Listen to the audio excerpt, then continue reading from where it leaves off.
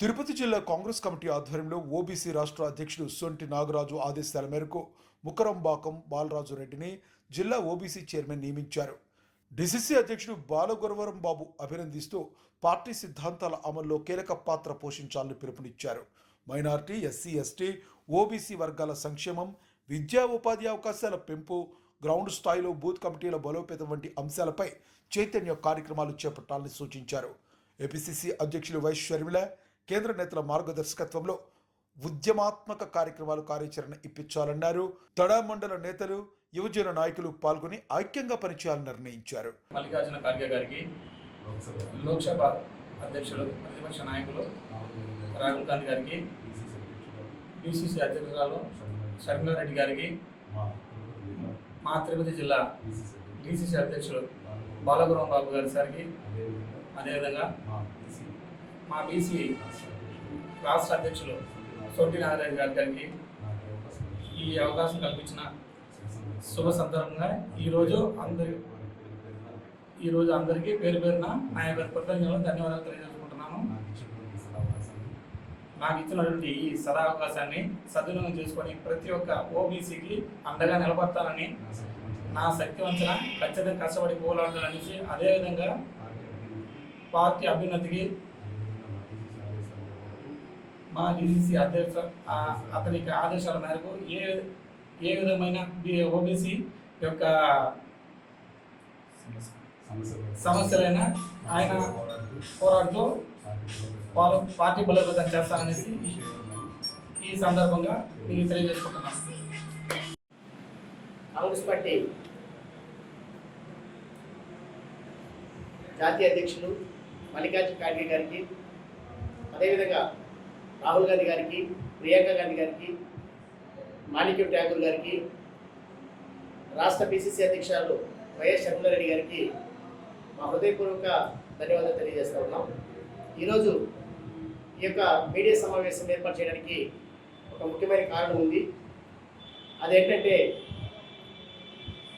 ఈ యొక్క తిరుపతి జిల్లాకి ఓబీసీ అధ్యక్షునిగా ముకరంబాకం బాలరాజు రెడ్డి గారిని నియమించుకోవడం జరిగింది. దీని పనిగా మేము రాష్ట్ర ఓబీసీ అధ్యక్షులు సొంటి నాగరాజు గారికి మేము అడిగినప్పుడు ఆయన కూడా అవకాశం కల్పించి, ఈ యొక్క ముకరంబాకం బాలరాజు గారు కూడా పార్టీకి విధేయులుగా ఉంటారు, ఖచ్చితంగా బీసీలకి ఎలాంటి అన్యాయం జరిగినా కూడా వారి పక్కన పోరాటం చేస్తారు, పార్టీ బలోపేతానికి కృషి చేస్తారని చెప్పి అందరూ కూడా ఒక డెసిషన్ తీసుకొని ఈరోజు ఒక జిల్లా అధ్యక్షుడిగా నా యొక్క మాటకి గౌరవించి బాలరాజు గారికి ఈ అవకాశం కల్పించినందుకు అందరికీ కూడా నా హృదయపూర్వక ధన్యవాదాలు తెలియజేస్తా ఉన్నాను. మరొకసారి బాలరాజు గారి గురించి, ఆయన యొక్క విధి విధానాలు, ఏ విధంగా ఆయన యొక్క రాష్ట్రంలో బీసీలు జరుగుతున్నటువంటి అన్యాయం పైన పోరాడుతూ ఉన్నటువంటి సందర్భం అందరికీ తెలిసిందే. బీసీలకి పక్క రాష్ట్రం తమిళనాడులో 42% రిజర్వేషన్లు ఏర్పాటు చేయడం జరిగింది. అది మాత్రమే కాకుండా బీసీ సప్లాన్లు అన్నీ కూడా ఒక పక్క తెలంగాణ, మరోపక్క తమిళనాడు, మరోపక్క కర్ణాటక రాష్ట్రాల్లో బీసీలకి మంచి మహోన్నతమైనటువంటి రిజర్వేషన్ కల్పిస్తూ, మనకంటే ఎక్కువ కల్పిస్తూ న్యాయం చేస్తూ ముందుకు పోతూ ఉంటే, కానీ ఆంధ్రప్రదేశ్లో మాత్రం బీసీలకి చిన్న చూపు చూస్తూ బీసీలని తొక్కుతూ ఉన్నారు. ఈ సందర్భంలోనే కాంగ్రెస్ పార్టీ రాహుల్ గాంధీ గారు ఒక మాట చెప్పారు. ప్రతి రాష్ట్రంలో కూడా బీసీలకు 42% రిజర్వేషన్ కల్పించాలని రాహుల్ గాంధీ గారు కోరడం జరిగింది.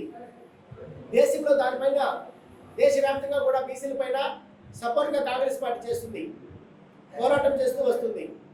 మరి ఇక్కడ కూడా వైఎస్ షర్మిలారెడ్డి గారు బీసీలకి అన్యాయం జరుగుతూ ఉంది, బీసీలకి న్యాయం చేయండి, మీ యొక్క ఎన్డీఏ కూటమిలో బీసీలకి అణగదొక్కుతూ ఉన్నారు, బీసీలు ఓట్లు మాత్రం మీరు వేసుకుంటున్నారు, బీసీలు అణగదొక్కుతున్నారని చెప్పి మేము దీన్ని తీవ్రంగా ఖండిస్తున్నామని చెప్పి పదే పదే పదే మా పిసిసి అధ్యక్షులు వైఎస్ షర్మిలారెడ్డి గారు చెప్తున్నా కూడా ఇక్కడ బీసీల గురించి పట్టించుకునే నాదులే లేదు.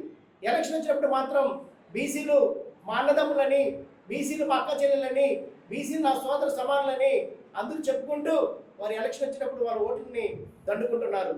కానీ బీసీలకి రిజర్వేషన్లు కల్పించేటటువంటి పరిస్థితుల్లో ఎన్డీఏ కూటమి ఎందుకు లేకుండా పోతుందో, ఎందుకు దాన్ని కింద పాదాల కింద తొక్కుతుందో మేము కాంగ్రెస్ పార్టీ తరఫున డిమాండ్ చేస్తూ ఉన్నాం.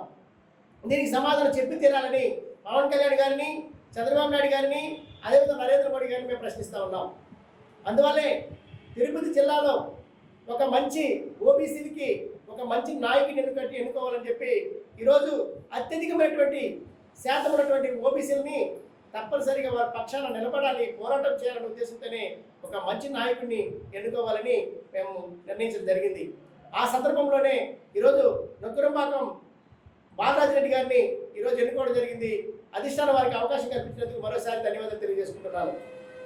దాని ప్రకారంగా ఆయన కూడా విధేయత పాటించి పార్టీకి విధేయతగా ఉంటూ బీసీల పక్షాన పోరాటం చేసే విషయం దిశగా అడుగులు వేస్తూ ఎక్కడ బీసీలకి అన్యాయం జరిగినా కూడా అక్కడ పోయి ఉండాలని, వారి కోసం పోరాటం చేయాలని మనస్ఫూర్తిగా తెలియజేసుకుంటూ ముగించుకుంటున్నాను. Thank you.